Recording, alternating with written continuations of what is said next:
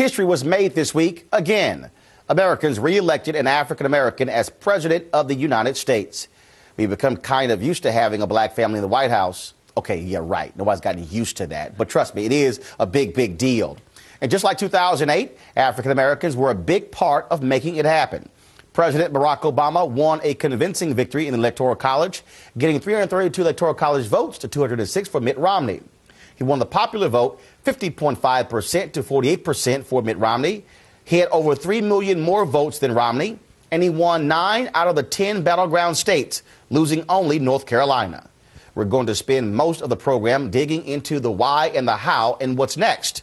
We'll also relive those touching moments from Tuesday night with the First Family. But let's begin with Obama 2012 pollster and Washington Watch regular Cornell Belcher. Cornell can take us inside the numbers that added up to the victory for the president. So, Cornell, welcome back and congratulations. You got a big smile on your face. Thank you. All right. It's kind of a big deal. Just a little bit. Joe Biden has a different way of explaining it. Right. I pulled back from the Joe Biden. So take us inside in terms of how the map was constructed. Because it really was about looking at that map, looking at western states, looking at, obviously, the Northeast as well, looking at the Midwest. And so how is the map constructed to put this victory together? You know, it's constructed based on science, on census data. We had this mysterious secret document that was called the census that we looked at and said, you know, the way this country is changing, We've got to pull together that coalition. I think on Tuesday night you saw the president pull together the broadest, most diverse coalition in the history of this country on the way to winning over 300 electoral votes. That's quite a statement. But when you look at, get inside the numbers, Republicans made this bet. They were all in on this bet, which boggles my mind, Roland, that the electorate was actually going to be wider this time around than it was in 2008. Now, understand that the electorate has been growing blacker and browner for over a decade. I mean, at no point had the electorate become wider because, as you know, our country is growing blacker and browner. So how? They thought African Americans and Hispanics were going to be disenchanted over the last 4 years. Whites were going to be even more angry and turn out. Thus, and they could scare us away from the polls. You know, one of the things I love the sort of signs they put up about voter fraud and all this sort of intimidation tactics, as though black and brown people were going to be afraid to go out and vote. I said point blank that they pissed off black folks and brown folks because look, you and I talked over the last 18 months, 2 years. There was some serious concern in the campaign in terms of that level of enthusiasm, in terms of getting African Americans out. Right. And when I was talking to folks, I can sense it, I can feel it, even on college campuses. But as the voter suppression stuff got ramped up, I saw black folks getting madder and madder. Right. And then when you saw the deal in Pennsylvania, don't need your ID, but you can still ask for it. Right. Then, of course, Ohio changing the voting laws. Black folks says, okay, we got to show y'all a little something.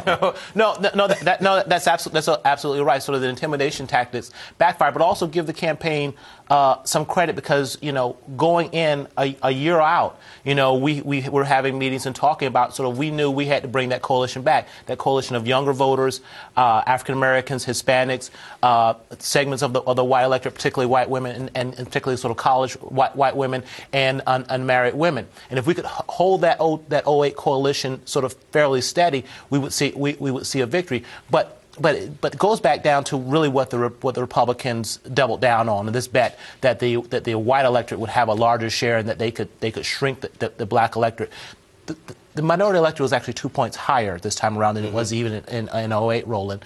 You know, they're working against history and African Americans and Hispanics sort of turning out. And in Ohio, this is how important it is. In Ohio, African Americans made up actually 4% more of the electorate in Ohio this time around than they did in 08, which is just an amazing, amazing compliment. Because guess what? You thought 08 was a high watermark. Right.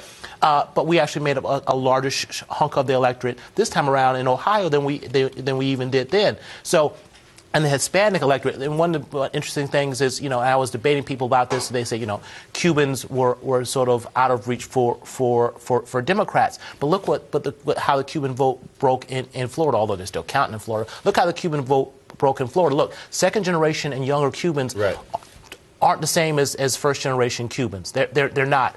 Democrats are competing for them, and we're winning those voters over. You also make the point that what happened to the GOP is an example of what happens when you don't have people of color sitting at the table. That's absolutely right. Look, because me and some of my friends, your black Republican pollster friends are going, yes, Cornell, please make this statement. Right. Well, there's not a lot of black Republican pollsters, not a lot of black pollsters, period. But here's the problem. This is why it circles back around diversity. And I beat up my party on diversity, but they need to beat up the Republican Party on diversity.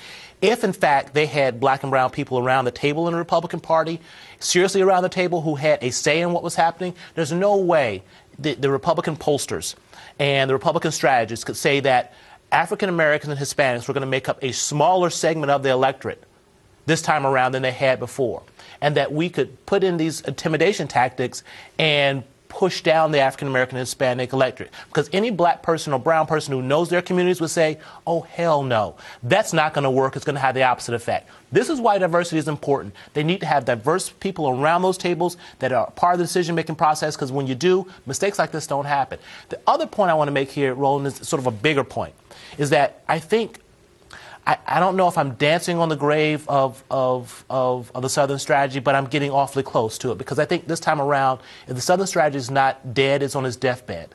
Because you see this broad electorate. You saw what the Republicans tried to do, sort of, I don't care what you say, Sununu, Trump, Gingrich, all those guys were playing dog whistle politics. We all knew it. They were trying to racialize the electorate in a way that back in the 70s, even part of the 80s, but we know in the 60s, absolutely worked. It didn't work this time. That's not who America is. So I'm hopefully thankful that I think we're going to see the end of the Southern strategy, not because they think it's morally wrong, but because it is no longer effective strategy for winning in the United States of America. All right. Well, Cornell, certainly congratulations. Thank you. Now you get to go out on the beach, go to Aruba or Jamaica, something like that, and hang out for a little bit and enjoy. Quite. Well, you know, black people, we always got to look for our next job. I understand. All right, man, I appreciate it. Thanks so much. Roland. All right, cool.